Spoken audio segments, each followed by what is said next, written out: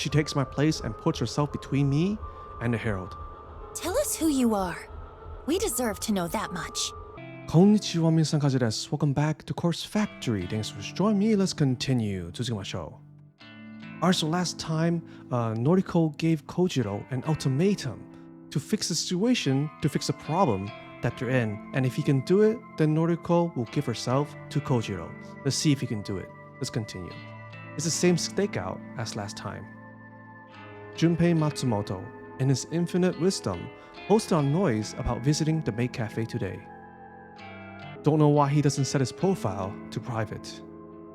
Especially after I followed him home last time. But I won't be following him again today.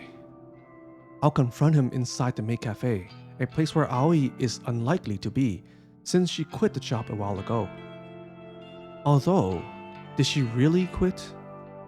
If memory serves, she was dressed as a maid last time I encountered her. It's not that I have qualms about killing her. In fact, I'm not even bothered that Noriko is okay with ordering her death. I'm just thinking about the future. When Noriko and I marry, we'll want friends and family to attend the wedding. Noriko will need bridesmaid and a maid of honor. Aoi will be perfect for one of those roles. By sparing her life now, I can kick off my new life with Noriko on a high note. I'm aware other people will be present in the cafe. I have no intention of hurting them. I'll force as many as possible to evacuate, or I'll corner Junpei somewhere private. The dog himself arrives as I'm playing through possible scenarios in my head. He waltzes through the front door, completely oblivious to my presence across the street. I'll give him some time. Let him get comfortable, lower his guard. The weight of the blade inside my pocket is unfamiliar. Not like it's so heavy that it will restrict my movement, just feels strange. Figured it'd be better not to tackle this unarmed. It's an emergency measure. After 20 minutes, I approached the maid cafe's entrance.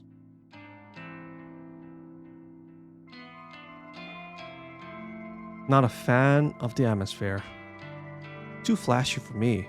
Prefer somewhere more simple, laid back. Junpei has a table near the far wall, alone. Not that I expected any different. A blonde maid trots over to refill his drink. He nods politely, but doesn't say a word. Hasn't seen me come in yet. Someone asks if I want a table. I don't respond. Someone else chimes in, something about paying the cover charge. I don't know. My attention is on the dog. No one attempts to hold me back as I march towards my prey. He finally sees me, but I'm 5 steps away and it's too late. Oh, what the? Long time. You're crazy, man. Get away from me! Looking at him up close, he doesn't seem too worse for wear, considering our last encounter. I start to wonder if I went too easy on him. Can I sit here? Hell no! Get out of here! Thanks. I pull up a chair and sit directly across from him. The blonde maid from before offers me a menu. Then she gasps, and I hear something shatter on the floor. It's you! What the hell? She's still here? Strange. Aoi didn't quit her job after all. Did she lie to Noriko? Did Noriko lie to me? I'm 90% sure it's her, anyway. Stay back, babe. I got this. Yep, it's her. Thought you quit. Huh? Oh, you shouldn't have said that. How would you know that she wanted to quit? I thought you quit this job. What? How would you know that? Oh. I realized that I shouldn't spill any details on my relationship with Noriko. Forget it. Oh, you think you're hot stuff, right? Tailing me, beating me up, and now you're digging into my girl's business? The fuck is wrong with you, man? Excuse me for a second. I stand up slightly and lean over to the table. Oh, what happened? Junpei recoils and my fist pummels his nose. Sorry, had to do it. I sit back down and wipe my bloody knuckles with a napkin. Junpei clutches his fist and sobs. Aoi is visibly shaking, standing next to her dog, unsure how to react. By some miracle, I don't think anyone else around witnessed the punch. For the best, means we can get down to business without interruption. Some questions for you. You broke my nose! Shush. Haven't asked my question yet. Oh man. Aoi somehow gathers the courage to flee. I don't watch her leave, but I get the sense she's gone to fetch help. What do you know about the robbery of the hospital morgue? I don't know what you're talking about. No, not the answer I wanted. Junpei makes the mistake of possessing fingers. I jam a steel fork into the back of his left thumb and pin it to the wooden table. You're going to give me the answers I want. Am I clear? You're a nutcase. You're psycho. No. For my next question, how did you find out about my involvement with Corpse Girl? It seems that Junpei is carefully weighing his response for the first time. Instead of outright defiance, he wisely chooses to grant me a satisfactory answer. It wasn't hard, man. You're not the most stealthy dude around, you know? Explain. You and that blonde gal girl, Tomoe Watanabe, you're not cautious enough. So, he knows Tomoe's identity and her involvement. This hound is truly a liability. It's not hard to tell you when you drive that hunk of shit van around town, dropping dead bodies off to corpse girls' targets. He knows a lot. Way too much. How far does his knowledge extend? I see. My next question, then. Do you know Corpse Girl's identity? I think the real question is, do you? Ooh. I consider his words. Do I know Corpse Girl's identity? Beginning to doubt that. Had he asked me a week or two ago, I would have thought of Noriko immediately. Now, the way that Noriko has been referring to Corpse Girl, I'm not so certain. But I won't let this wounded mutt have the upper hand. I won't let him pry open gaps in my defense. Wrong answer. The only other piece of cutlery at hand is a metal spoon. I drive the slightly pointed rear end of it into the pointer finger of Junpei's already injured hand. Corpse Girl's identity? Fine. Noriko Kurosawa. Interesting. I see. A hesitant tap on my shoulder from behind causes me to turn. Leave him alone. Oh, so Aoi heard everything then, right? She was right behind him, right? Aoi has somehow gathered a half dozen other bystanders. They're all glaring at me, fists clenched, ready to try and forcibly remove me from the premises. We're not done here. Come back later. Let my Junpei go. Stop hurting him. For an outwardly meek girl, Aoi has more courage than I expected. I stand up and stretch my neck. I'm not looking for a fight with a bunch of cafe patrons. Heaving a sigh, I dip my hand into my pocket and withdraw the knife. Flashing it in front of the mob says more than my words ever could. They all back off, a few letting out snivels of despair. Aoi, either out bravery or fear, holds her ground. A single watery tear welling in her left eye discloses her true feelings. Leave. Everyone. Now. Doesn't take more than this animalistic, primitive command to convince the crowd to disperse and rush for the door. Aoi is amongst the fleeing throng, and she mouths the word sorry as she catches Junpei's eye. Satisfied that we will not be interrupted further, I return to my attention to Junpei. He sobs vocally. Don't kill me, man. I'll do whatever you want, you know? Please, I'm begging you. I've got my whole life ahead of me. Relax. Only one more question for you. What? What is it? Who runs the human removal service? Who is the Herald? I'm being completely honest with you, man. I don't know who he is. He wears this creepy-ass mask and never speaks. Can't quite tell if this dog is being sincere or lying through his teeth. I need more than that. Who would know his identity? Shit. Look, man. The human removal service. It's only the two of us. Me and the Herald. He recruited me online, you know? He makes me do his legwork. So, if I don't know who he is, no one does. Except him, of course. Not good enough. Not the answer I'm looking for. I lean over the table once more, keeping my knife clearly within the dog's vision. Not happy with that answer. Pick a finger. Shit, no, dude, seriously. Ask me a different question. Please, please. Kojiro, Oh, what? A voice I didn't expect to hear rings out from behind me. Noriko, enough. why are you here? I overheard everything. It's enough information to use. Is it? Noriko strides forward. It's a little unnerving seeing her in the real world, away from the factory. She's been cooped up there for so long. Her pale skin looks almost otherworldly beneath the cafe's gaudy lights. For whatever reason, she's wearing her best clothes.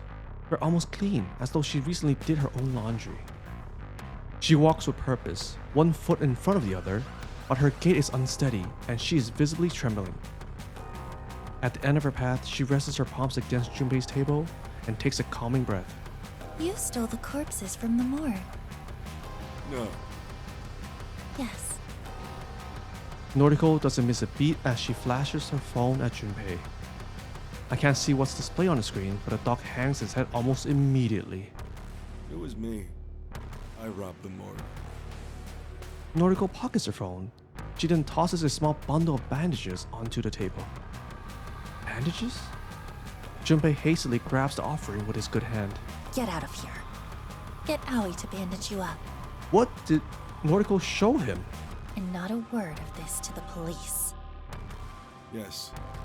Oh, is that like some sort of blackmail, maybe?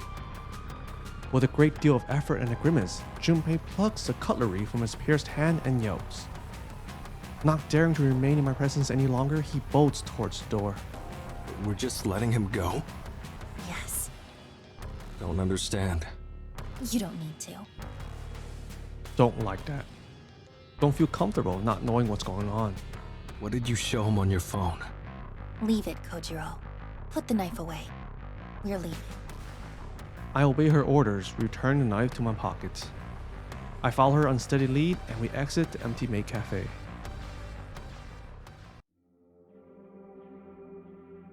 Noriko gasps unhealthily as she quickly consumes her weight in water. With a loud swallow, she brings her sleeve to her lips and wipes her mouth dry. The empty water bottle clatters against the concrete, and Noriko's gaze returns to me. That's a bit better. The visit to the maid cafe got the better of her. She spent too much energy intervening in the confrontation. But her motives for doing so remains unclear. Fill me in. There's no need to kill Junpei. Why? He knows everything. Knows me, knows Tomoe. He knows... you. Noriko hesitates, but she doesn't flinch at the revelation.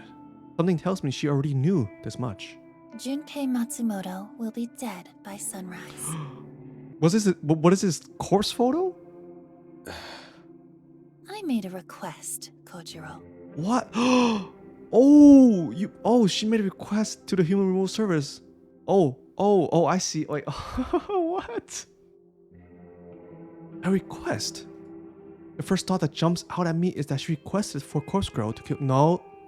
No, she requested the human removal service to kill Junpei Matsumoto. But that's a ridiculous notion, isn't it? I see.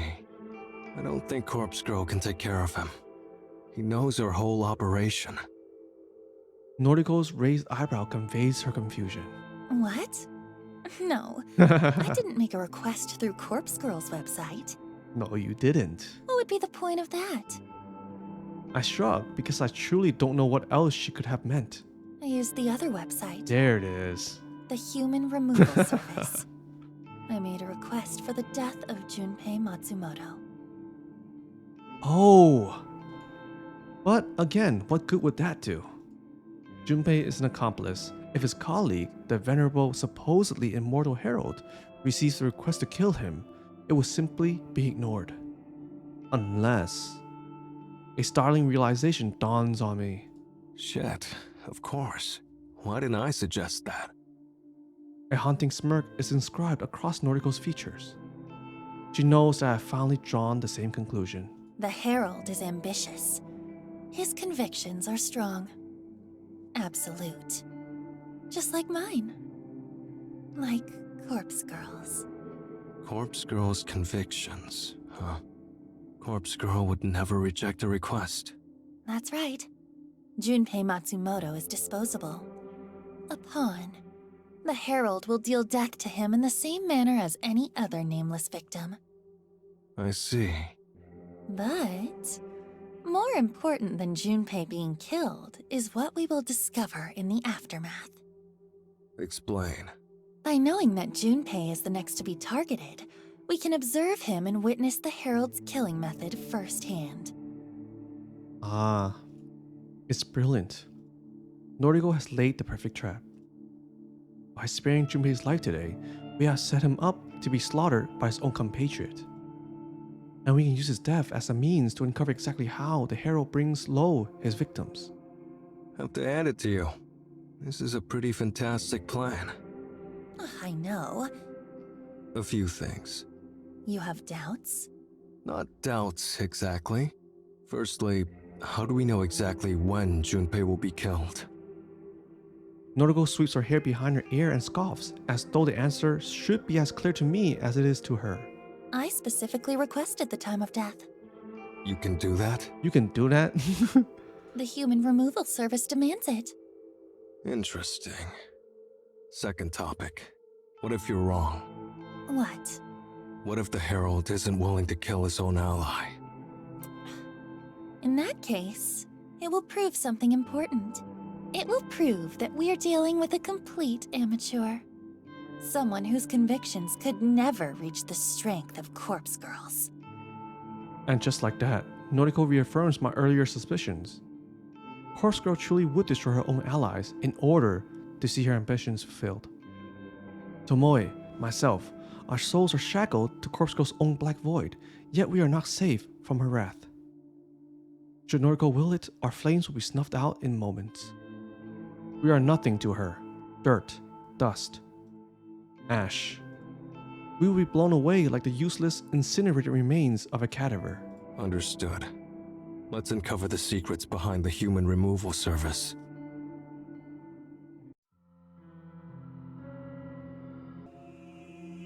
Another early morning.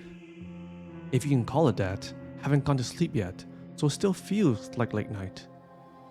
Noriko has me on the short leash. Thinks she knows it too.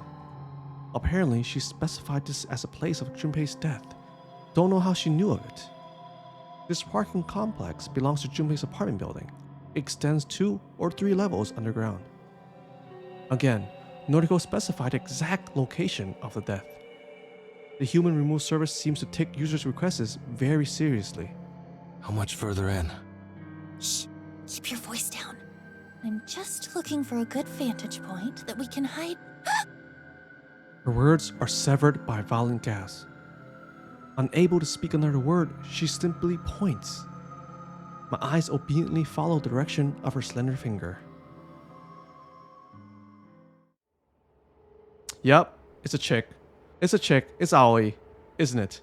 And he's already dead. Disappointing. Oh my god. Missed the main event. Junpei Matsumoto is already dead. He's floating in a sea of his own lifeblood. Vicious stab wounds practically glow red along his back. After examining his remains, I turn my attention to the less interesting figure standing motionless beside him. You. The masked stranger looks like the villain from a B-rated slasher film. He's covered from head to toe in dark clothing, a zipped-up jacket with extra long sleeves, a hood, a skirt. The cut of the figure's clothes combined with his physique gives me the impression that he may in fact be female. Is this the Herald we've been searching for? The bloody corpse at her feet would suggest that it is so. That mask. The mask? It's simple. White, probably porcelain. It's reminiscent of something, some fictional character, or maybe some film villain after all. The Herald still hasn't moved. She's as still as a statue, gaze vacant, her eyes impossible to discern behind the mask. Are you the Herald?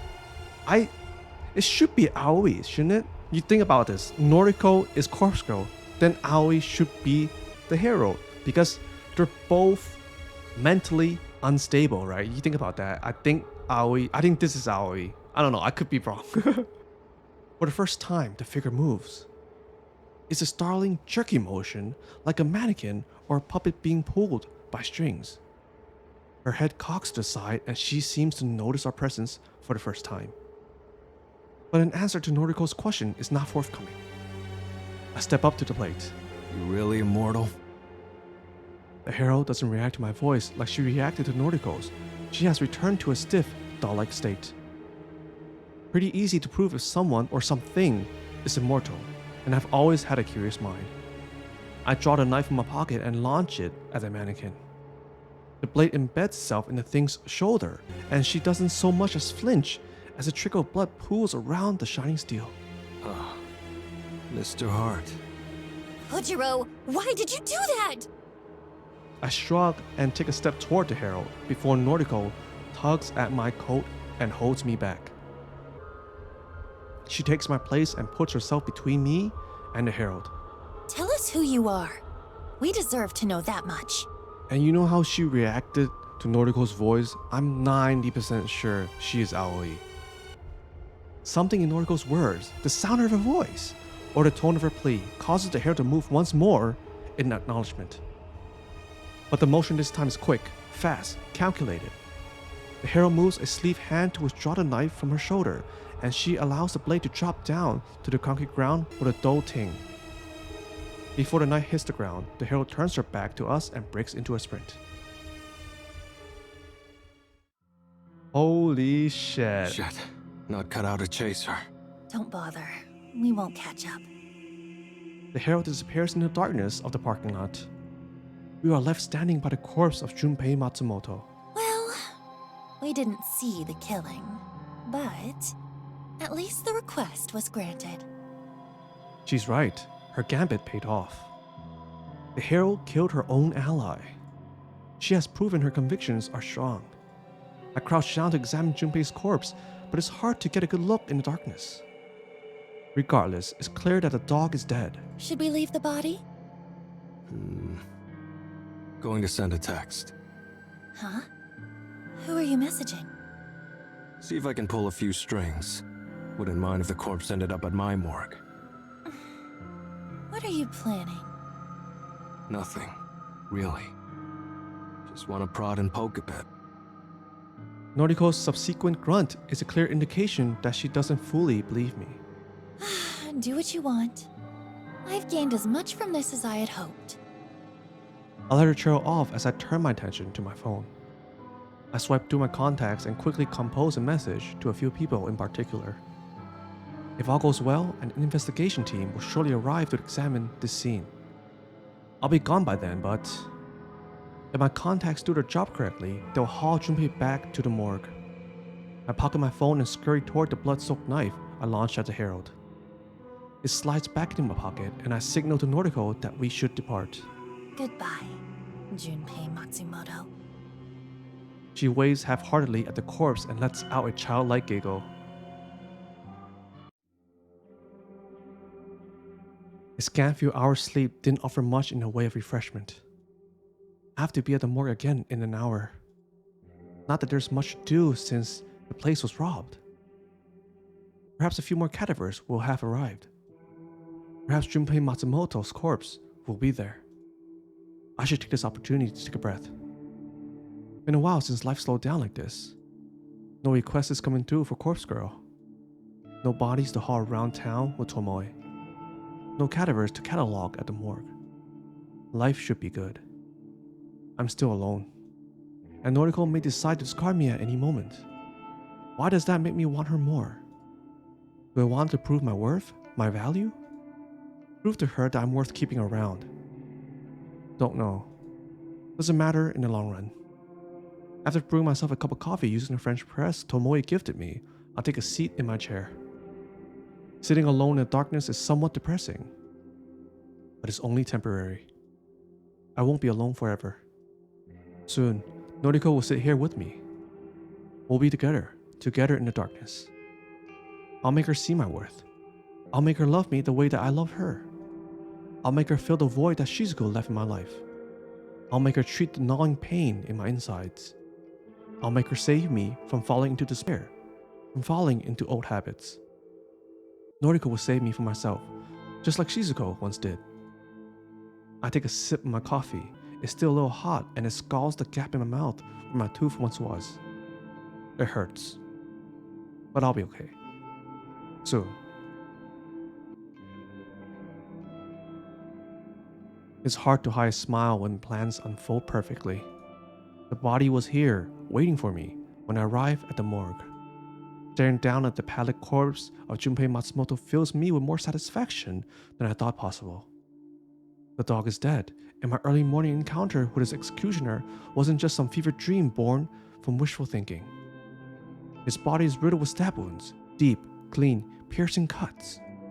But these injuries were not inflicted by a knife. I'm no forensic pathologist, but the wounds are too thin and too deep. Each intrusion is about the width of a chopstick. Doubt he was killed by chopstick, though you can never rule out everything. My gaze pans down his body, looking for anything of interest. The rest of his forms looks ordinary. Nothing to note. I'll zip up the bag for now and return him to his allocated coat chamber. Might take him out once in a while to have a laugh. What? As I raise the zipper, covering his legs and groin, I have to shift his arm to fit them within the XRP. And then I flinched, and my hand instinctively retracted from the cadaver. I'm used to the ice-cold touch of a body fresh from its containment chamber, the sensation of lifeless, preserved flesh. Thus, it wasn't the sensation of touch that caused me to startle. It was the sight of something out of the ordinary, something I'd somehow missed during my initial observation. Junpei's fingers. 5 thick, meaty digits on each hand. That's not actually him, huh? 10 perfectly intact, dead but otherwise healthy fingers. It was only days ago that I pierced 2 of his fingers, his thumb and his pointer finger, using cheap metal cutlery. I can't forget the distinct feeling of plunging those implements through flesh and bone, pinning his fingers to a table. The corpse before me shows no evidence of ever being injured in such a manner. Nobody can heal wounds like that without medical attention. Even then, stitches and scars will remain. But Junpei Matsumoto digits are 100% intact and puncture-free. Interesting. Come to think of it, didn't I snap another few of his fingers in half that time I confronted him outside his apartment? I'm sure I did. Crushed his bones within my own fist. But this corpse's hands don't show signs of that either. Normal to the touch, no visible bruising. On a whim, I pull out my phone and open noise. I navigate to Junpei Matsumoto's profile. Load a few profile images, swipe through them one by one. I put my phone right next to Junpei's head, comparing the similarities between Junpei's photos and his dead body. Everything becomes clear immediately. Certain elements of Junpei's features don't match. His nose is broader in the photos, his lips are thinner, more taut.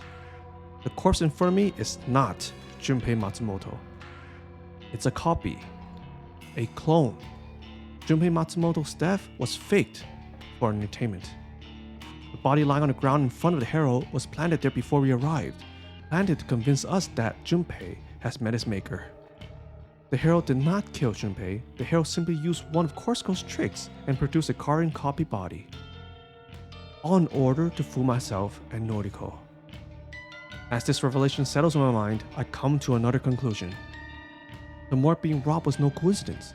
I can almost guarantee that the cadaver used to replicate Junpei's death was stolen from this very place. A weapon of deception, stolen and turned against us. And the morgue was targeted before Noriko even requested Junpei's death. Almost as if the human removal service predicted Noriko's movements in advance.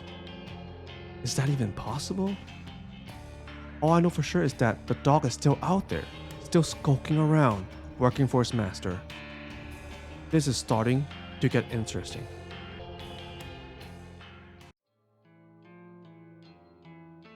Okay, I think I'm up to date. Alright, I'm the index here for today. That was a lot to digest. Holy shit. But anyways, thank you so much for watching. I hope you enjoyed. I'll see you in the next one. またね。